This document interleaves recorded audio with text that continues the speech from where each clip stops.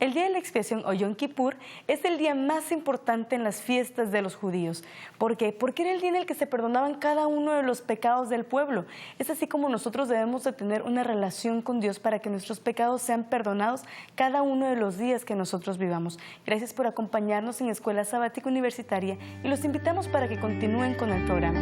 Visiten también la página escuelasabaticouniversitaria.org. Bienvenidos.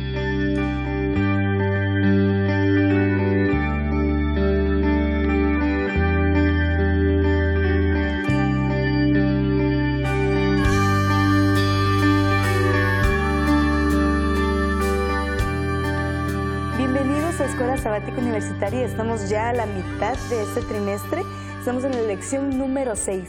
Soy Keila Urbano y es para mí un privilegio que nos acompañen en esta ocasión. Y esta vez me encuentro rodeada por 3 caballeros. Ellos son, vamos a permitir que ellos se presenten mejor. Ok, mi nombre es Uziel Vicente, soy de Cunduacán, Tabasco y estudio teología el 2º año. Bienvenido, Uziel. Jordan Sánchez, soy del estado de Tlaxcala y estoy estudiando teología también. Bienvenido, Jordan. Mi nombre es David Marván Cortés, vengo de Acapulco, Guerrero y estoy estudiando teología. Perfecto, bienvenido, David. Así que durante esta lección yo me voy a sentir muy bien con ustedes, como en las lecciones pasadas también que hemos transmitido, porque estoy rodeada de teólogos y yo me siento confiada, ¿verdad? Gracias por acompañarme. ¿Qué les parece si antes de hablar sobre la lección de expiación y todo esto, Uziel, nos diriges en oración, ¿te parece? Claro que sí. Oramos. Padre, gracias te damos en esta hora porque nos permites abrir tu palabra y estudiar un tema maravilloso acerca de la expiación. Queremos pedir de tu bendición en este momento y que este mensaje pueda llegar a muchas personas. En el nombre de Jesús. Amén. Amén. Bien, trata sobre la expiación, esta es la lección de esta semana. ¿Qué es para ti, Jordan? ¿Qué significa la palabra expiación? La expiación, pues es para mí el perdón de los pecados a través de Cristo, ya que pues Él es el único que puede hacer eso. Y en Él pues tenemos esta maravillosa, pues digamos, esta maravillosa forma de ayudarnos, de quitarnos nuestros pecados, de tener una nueva oportunidad, de poder morar en su tierra, en aquel lugar donde tiene preparado. Ok, David. Muy bien, la idea de expiación, como dice Jordan, es perdonar nuestros pecados, limpiarnos, cubrirnos, pero no solamente eso, sino también regresarnos a una comunión con Dios, que es el principal propósito de la expiación, regresar a lo que el pecado nos arrancó, a morar con Dios. Perfecto. Y una vez ya conociendo la definición de lo que es expiación, el contexto en el que estamos hablando, ¿cómo podemos lograrla, Uziel? ¿Cómo podemos nosotros estar confiados de que la expiación ha sido obrada, vamos a llamarlo así, en nuestras vidas? Ok, yo creo que para poder lograr una expiación se necesita algo que no haya tenido pecado, algo que no haya sido manchado. Si yo voy a expiar algo es porque algo está manchado, pero yo no puedo quitar la mancha de algo manchándolo más. Entonces necesito algo que no tenga pecado, que no tenga manchas, que sea limpio, que sea puro. Y este alguien puro es Cristo Jesús, que vino a morir por nuestros pecados. Perfecto. Jordan, ¿algún comentario? Pues creo que no hay otra cosa más que Cristo, el que tuvo que haber venido para ayudarnos, para sacar toda esa mancha que en algún momento desde un principio se hizo a través de Adán y Eva. Y bueno, es muy padre, es una gran bendición. Es interesante conocer cuál es el contexto, ¿verdad? Conocer desde la definición de la palabra expiación hasta por qué se hacía, quiénes eran los indicados para hacerlos y cuál era el resultado de esta expiación. David, ¿cuál era la labor o qué pasaba cuando algo era expiado? Normalmente, durante todo el año se hacían sacrificios de las víctimas, en representación del sacrificio que iba a hacer el Señor Jesucristo en la cruz del Calvario. Durante todos esos sacrificios el santuario se contaminaba, pero en el día de expiación se tenía que purificar el santuario de todos esos pecados que habían pasado simbólicamente al santuario. Y entonces el sumo sacerdote es quien entraba una vez al año, esto es en el séptimo mes, el día 10, y entonces entraba para purificar el santuario y hacía 3 cosas, como vimos en el estudio de la lección de esta semana. Sacrificaba un becerro para poder el sumo sacerdote ser purificado él mismo, y también hacían un sacrificio por el macho cabrío que era por Jehová, y después también por el macho cabrío que era por Azazel, a quien le depositaban los pecados y lo mandaban a tierra inhabitada. Ok, entonces era un proceso el que se tenía que llevar. Así es. No era solamente decir, ya estás expiado, sino que tenías que cumplir con una serie de requisitos. ¿Sí es así, Marwan? Así es. Una serie de requisitos para lograr la completa expiación. ¿Y qué pasaba, Uziel, con el macho cabrío? ¿Qué pasaba con el macho cabrío? ¿Qué simbolizaba Jordan? Bueno, lo que pasaba con el macho cabrío es que el sacerdote lo tocaba y era, pues, el macho cabrío se sacaba del pueblo y se mandaba al desierto. ¿Para qué? Era desechado. Como dice en Juan 12,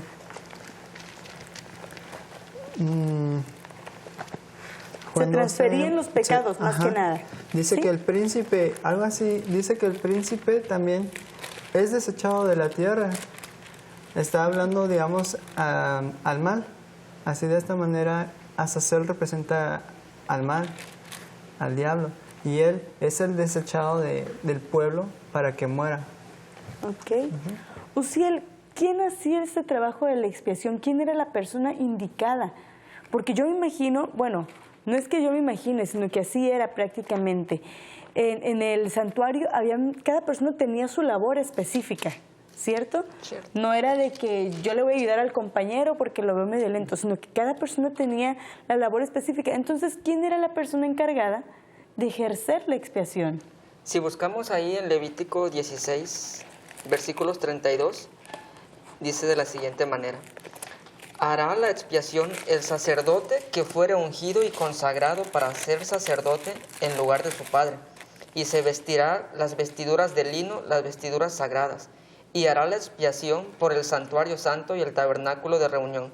También hará la expiación por el altar, por los sacerdotes y por todo el pueblo de la congregación. Y esto tendréis como estatutos perpetuos por haber expiación una vez al año por todos los pecados de Israel, y Moisés lo hizo como Jehová le mandó. Es decir, aquí está hablando acerca del sumo sacerdote. Él era el que tenía que hacer esa expiación anual. Muy bien. ¿Marwan? Así, sí, solo para agregar, el sumo sacerdote era quien hacía esta labor. Mayormente en el santuario, tal como dijiste, había quienes tenían diferentes posiciones, labores, trabajos que hacían. Pero en este día de expiación, mayormente el sumo sacerdote era quien hacía casi todo. Todo lo hacía el sumo sacerdote, solamente lo único que no hacía era llevar al segundo macho cabrío a Azazel al desierto. Pero hasta eso, porque él daba la orden para que llevaran al macho cabrío. Pero el sumo sacerdote hacía todo. Entonces el pueblo afligía sus almas. Tenía que guardar reposo cuando el sumo sacerdote entraba al santuario a purificarlo.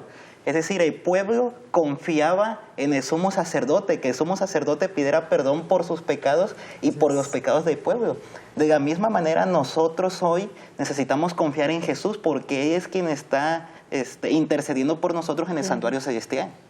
Claro, yo imagino que más de uno estaba con la preocupación, ¿verdad?, de que al sacerdote no se le fuera a olvidar algunos detalles o que no fuera a traspasar algún pecado.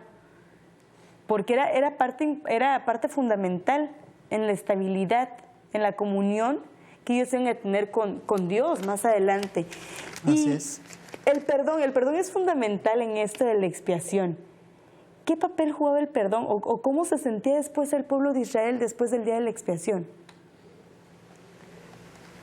Jordan, Bueno, David, Uziel. Creo que, bueno, el pueblo se sentía totalmente libre. Claro, el pecado quedaba dentro del santuario. Por eso es que se necesita el día de la expiación para que fuera limpiado. Pero de esa manera el pueblo pues ya estaba libre de los pecados.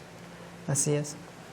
Okay. Imagínese, perdón, Keila, Sí, imagínese el sumo sacerdote entrando en el santuario y el pueblo todo en la parte de afuera del tabernáculo, ¿verdad? Tener que estar ahí afuera del santuario, tener que estar afligido con su corazón y estar pensando, ¿realmente nos va a perdonar Dios?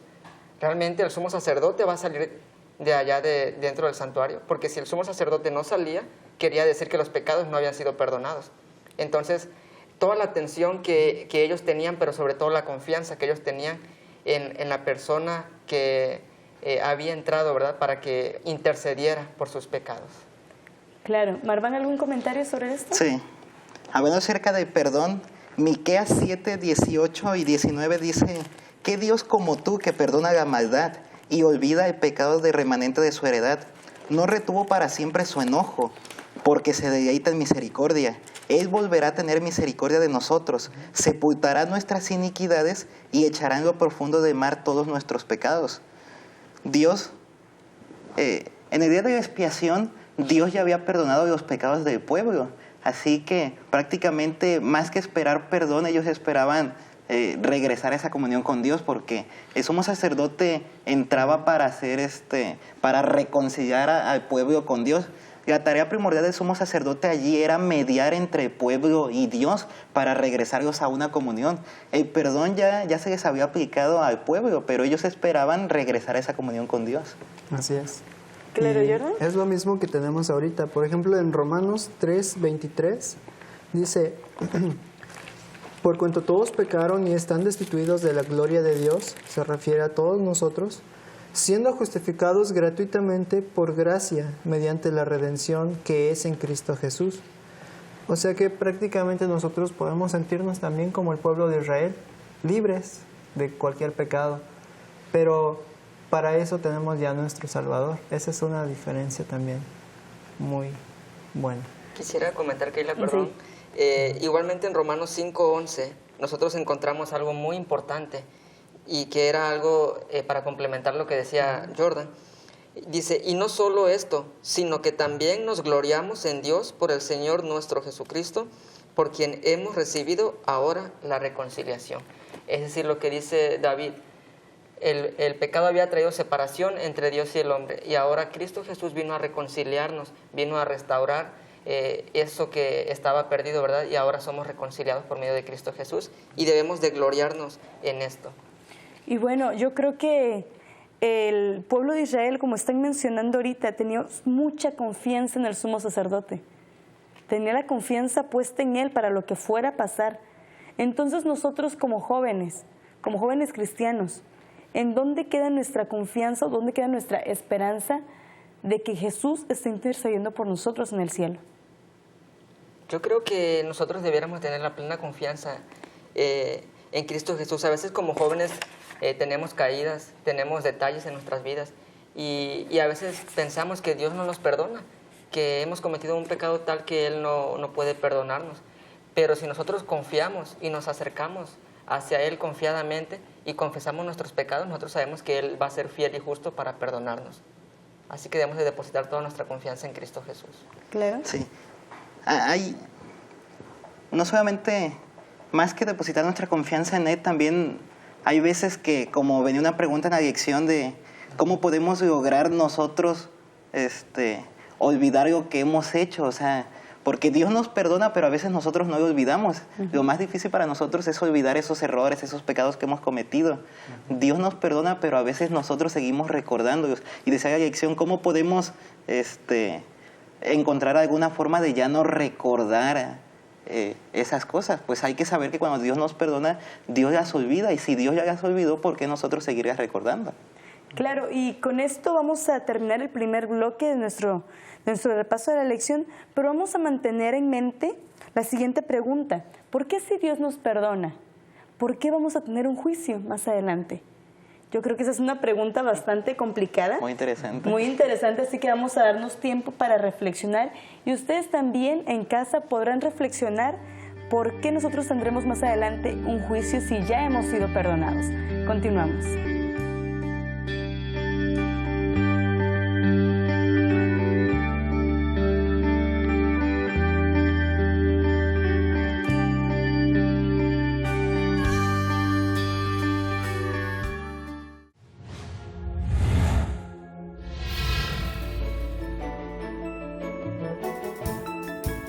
Enriquecer tu experiencia y tu desarrollo profesional es uno de nuestros objetivos. Al ofrecerte la opción de elegir materias optativas, podrás ampliar tu abanico de conocimientos.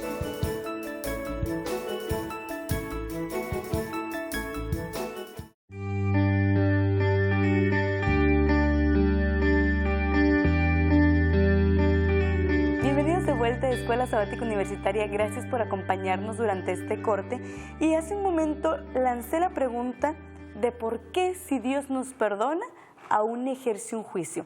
Esta pregunta es bastante complicada, hay una línea muy delgadita aquí. ¿Qué pasa? ¿Por qué si Dios ya nos ha perdonado, por qué viene el juicio aún? Es una pregunta muy interesante. Vamos a regresar al antiguo santuario israelita para poderla comprender. Durante todo el año el santuario quedaba contaminado por los pecados que simbólicamente se transferían al santuario. Es decir, cuando se transferían los pecados al santuario, las personas quedaban perdonadas. Dios los perdonaba, pero el pecado allí estaba. Y el pecado necesita que se le dé su resultado, su aniquilación final.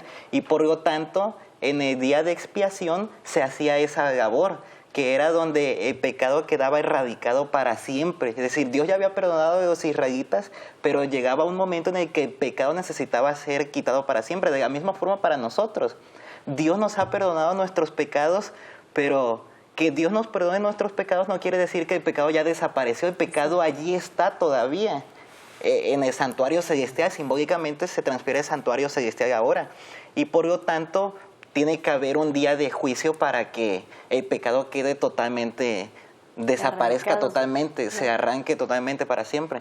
Y el juicio tiene también que ver con el sentido de que al originador del pecado se le dé la paga por lo que hizo, esto es a Satanás, por lo cual se representa en Azazel hace ratito que mencionabas, que se le ponían en las manos y se mandaba al desierto, con el fin de que al originador del pecado se le dé lo que le corresponde. Y entonces a los seres humanos se le quita el pecado y el pecado quede eliminado para siempre. Ok, y ahorita que mencionas a Azazel, ¿quién era él? ¿O qué era eso? ¿Qué función tenía? ¿Jordan Uziel?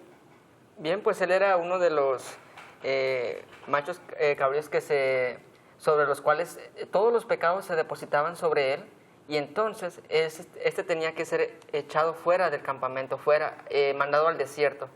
Como dijimos hace rato, esto no lo hacía el sumo sacerdote, sin embargo, él ordenaba quién iba a llevarlo hasta el desierto, y allá él quedaba desterrado, solo, y pues posiblemente, ¿verdad?, allá en el desierto moría, que es lo que decía nuestro compañero David con respecto a lo que pasará en el día del juicio final, ¿verdad? El pecado al fin va a ser echado sobre Satanás, sobre quien realmente es merecedor, ¿verdad?, de la paga del pecado.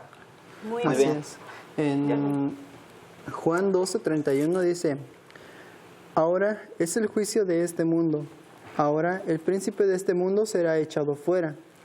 Prácticamente, pues el príncipe, igual ya lo habíamos mencionado hace ratito, el macho cabrío pues representa al príncipe, el que va a ser sacado del pueblo, echado fuera, desterrado.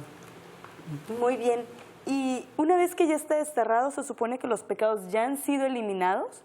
Una vez que ya han sido eliminados, ¿por qué entonces nosotros continuamos recordándonos nuestros pecados o nuestros errores? Se supone que ya han sido eliminados. ¿Qué pasa? ¿Cómo nosotros como jóvenes cristianos, deberíamos poner la mente fría y decir, bueno, si Dios ya me perdonó, ¿qué hago yo recordándome los pecados? Yo creo que es una de las cosas que Satanás hace para con nosotros, ¿verdad? Él siempre se va a encargar de estarnos acusados, y es como el típico dicho que siempre decimos, ¿verdad? Satanás siempre tira la piedra y esconde la mano, y así pasa con nosotros. Cuando cometemos un pecado, luego pedimos perdón a Dios, pero siempre ahí se nos está recordando lo que hemos hecho. Satanás se encarga de recordarnos lo que hemos hecho, pero nosotros debemos de tener la confianza, como ya dijimos hace un momento, en Cristo Jesús, en que Él nos ha perdonado. De hecho, en Romanos 8:34 se nos dice, ¿quién es el que condenará? Y contesta, Cristo, el que murió, más aún también el que también resucitó, el que además está a la diestra de Dios, el que también intercede por nosotros. Es decir, debemos de tener la plena confianza de que Cristo es el que nos va a juzgar, ciertamente, pero está a la diestra del Padre y está intercediendo por nosotros, es decir, está abogando por nuestros pecados también. Claro, y es que yo creo que es muy importante recalcar esto, porque Dios es un Dios justo y obviamente ejerce la justicia en cada uno de nosotros. Cuando nosotros cometemos algún error, obviamente van a venir consecuencias, por más de que tú estés perdonado. Podemos tomar el ejemplo de los niños. Cuando a un niño se le dice no corras por las escaleras, y ya se lo dijiste una vez, 2 veces, y lo hace, si el niño se cae, tú ya no creo que ya le pegues a pesar de que ya se cayó el niño, pero va a tener una herida en la rodilla, porque es la consecuencia, es el juicio que se ejerció, no tanto por el, bueno, sí sería por el error más que nada. Iba a decir que no tanto por el error cometido, pero sí es por el error, por la desobediencia. Y entonces así es igual con nosotros. ¿Sí? ¿Estoy en lo correcto? Sí, correcto. A pesar de que ya estamos perdonados, va a haber una consecuencia, va a haber un juicio. ¿Ok? David, ¿qué puedes explicar en grandes rasgos en lo que ya consistía el día de la expiación? Ya explicamos que eran 2 machos cabríos, que el sumo sacerdote los dejaba ir. ¿O cómo era? Mira, en el día de expiación se llevaba un becerro y 2 machos cabríos. Ajá. El becerro lo sacrificaban para perdón del sumo sacerdote y para que quedara limpio y pudiera purificar el santuario. El segundo, que es el primer macho cabrío, se lanzaba suerte para ver de los 2 machos cabríos quién era por Jehová y a quién le tocaba hacer Azazel. Y al que designaban que era por Jehová, a ese macho cabrío no le ponían las manos encima en simbolismo de que transferían los pecados, no, porque el macho cabrío por Jehová representaba a Cristo, que era sin pecado, y entonces degollaban a ese macho cabrío y la sangre de ese macho cabrío que era por Jehová lo llevaban al lugar santísimo y rociaban en el altar 7 veces, menciona la Biblia, en simbolismo de que purificaban el santuario. Después de esto se llevaba al otro macho cabrío, que es el de por Azazel, y a este sí se le ponían las manos encima, transfiriéndole los pecados, y entonces el sumo sacerdote mandaba que lo llevaran a un desierto, a tierra inhabitada. Ahora, hay algunas personas que a nosotros, como adventistas del séptimo día, nos atacan diciendo que entonces Satanás toma parte en la salvación porque está cargando nuestros pecados, pero debemos ver aquí que cuando Satanás carga ahí en el macho cabrío por Azazel los pecados, no tiene que ver con matices redentivos, porque la redención ya estuvo hecha por Cristo Jesús en la cruz del Calvario. Cuando se depositan los pecados en el macho cabrío Azazel, quiere decir que es porque están regresando el pecado al originador del pecado, que es Satanás. Esto lo podemos ver en paralelo, por ejemplo, en Deuteronomio capítulo 19, donde habla la ley acerca de los testigos, donde menciona que un testigo no puede hacer obra de fe contra una persona que ha cometido un delito, tiene que haber 2 o más testigos. Y más adelante sigue diciendo que si un testigo es falso, que empiece a decir mentira contra una persona para acusarla injustamente, si se investiga el caso y se dan cuenta que el testigo era falso, entonces al testigo falso le van a hacer lo que pensaban hacer a la persona que estaban acusando. Y es lo mismo con Azazel. Azazel, Satanás es el testigo falso que acusa al ser humano de haber transgredido la ley de Dios, pero en realidad el transgresor de la ley de Dios principal fue Satanás, y por eso se regresa a Satanás lo que él pensaba hacer al ser humano, y por eso se le da el castigo y se lleva al desierto y el pecado se aniquila para siempre. De hecho, quisiera comentar que por eso Azazel no era sacrificado, porque para que así el pueblo de Israel no tuviera la idea, ¿verdad?, de que él era el que perdonaba los pecados, sino el macho cabrío que era por Jehová, más bien es el que perdonaba los pecados y no Azazel. Por eso no se sacrificaba. Muy bien. ¿Jordan?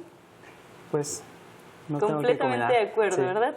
Claro, más que nada era como una capacitación para el pueblo de Israel de lo que iba a pasar cuando Jesús viniera.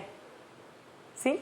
Correcto. Porque el que fue sacrificado, como mencionó Uziel, como mencionaste tú, David, justamente fue Cristo. Justamente fue Él el que fue sacrificado. Pero ¿qué papel podemos tomar nosotros como jóvenes? si ya hemos sido perdonados, si Dios ha olvidado nuestros pecados, entonces ¿por qué nosotros, como jóvenes, nos cuesta tanto perdonar a los demás? Jordan. Pues porque simplemente nosotros, como dice el dicho, ¿no? Perdono pero no olvido. Y es muy difícil olvidar. La diferencia con Dios es que Dios olvida totalmente. Pero pues es que nosotros somos diferentes a Dios también. Deberíamos de hacerlo, olvidar totalmente lo que nos hacen, pero no podemos. Y es allí donde entra el mal en cada uno de nosotros. Claro, no aprovechamos o no disfrutamos realmente el perdón que Dios nos ha dado. No, al contrario. Eso nos castiga a nosotros mismos, ¿verdad? Porque quien no olvida, pues todo el tiempo lo tiene como un rencor. Guardado y eso es allí. Claro, y esto me algo recuerda malo. mucho la parábola que se encuentra en Mateo 18, de los versículos 23 La al parábola. 25. Ajá. ¿Cierto? Se le había perdonado a él, pero ¿qué pasó cuando él encontró a su deudor? No lo perdonó. No. Perdón.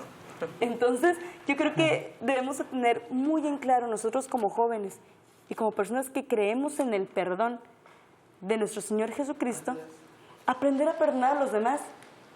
De hecho, si somos hijos de Dios y si nos hacemos llamar cristianos, deberíamos de adoptar las cualidades que tiene Dios. Dios nos perdona a nosotros y tal como dijiste en la parábola, un personaje allí debía 10,000 talentos, decía, y el rey lo perdonó.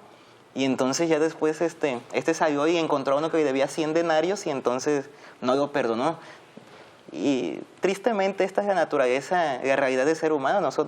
Dios nos perdona y a veces nosotros no aprendemos a perdonar a otras personas, pero Así es. ¿Y cuán bueno sería que nosotros aprendiéramos a perdonar y así dar a entender que somos hijos de Dios. Claro. Y exactamente, quisiera mencionar algo también. El perdón redime a la otra persona y nosotros también somos liberados de esa carga. Porque si te das Así cuenta, es. cuando no perdonamos a la persona que nos ha ofendido, también tenemos esa carga en nosotros, en nuestra conciencia, de saber que Dios me perdona a mí, pero cómo yo no puedo perdonar. Y entonces cuando la otra persona viene a mí y me pide perdón, entonces a veces es ahí donde a veces me toca el corazón. Y si esta persona no viene, ¿yo qué voy a hacer? Yo tengo que irle a pedir perdón a esa persona. Y entonces es ahí donde yo mismo me libero, ¿verdad?, de esta culpabilidad que a veces siento en mi corazón. Inclusive hay quienes dicen que cuando uno no perdona, hasta se enferma, porque guarda el hecho, rencor exacto. allí dentro. De hecho, muchas gracias por acompañarme, gracias por estos comentarios tan buenos que hemos Gracias. tenido en esta ocasión, Uziel, Jordan, David. Y bueno, gracias a todos ustedes por acompañarnos en esta lección número 6. Hasta la próxima.